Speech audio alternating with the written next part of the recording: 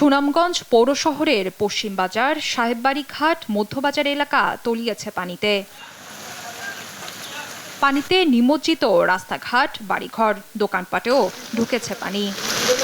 সোমবার থেকে দিনভর টানা বৃষ্টিতে শহরের নতুনপাড়া, তেঘরিয়া, সুলতানপুর ও উকিলপাড়া সহ পৌরসভার বেশিরভাগ এলাকায় দেখা দিয়েছে তীব্র জলাবদ্ধতা। এতে চরম ভোগান্তিতে দিন কাটছে দুর্গতদের। বাসায় এখন বর্তমানে আটু পানি।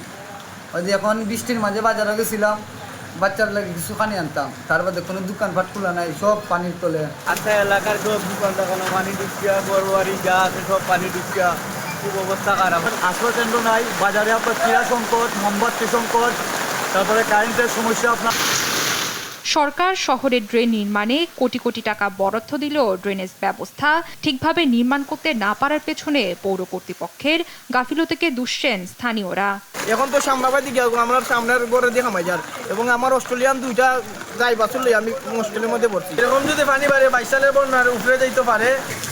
টানা বর্ষণ আর উজান থেকে নেমে আসা পাহাড়ি ঢলে বেড়েই চলেছে সুরমা ও জাদুকাটা নদীর পানি।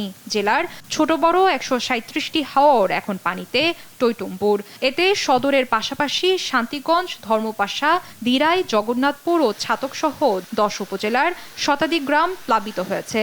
পানিবন্দী অন্তত লক্ষাধিক মানুষ। নিজেদের শেষ সম্বল পানিতে তলিয়ে যাওয়ায় চরম বিপাকে হাজারো পরিবার। জেলা পানি উন্নয়ন বোর্ড বলছে, মঙ্গলবার দুপুর পর্যন্ত সুরমা নদীর পানি সুনামগঞ্জ পয়েন্টে বিপদসীমার 52 সেন্টিমিটার ও ছাতক পয়েন্টে 138 সেন্টিমিটার উপর দিয়ে প্রবাহিত হয়। স্থানীয়দের আতঙ্কিত না হয়ে পরিস্থিতি মোকাবেলা করার পরামর্শ সংস্থাটির। নিউজ ডেস্ক, দেশ টিভি।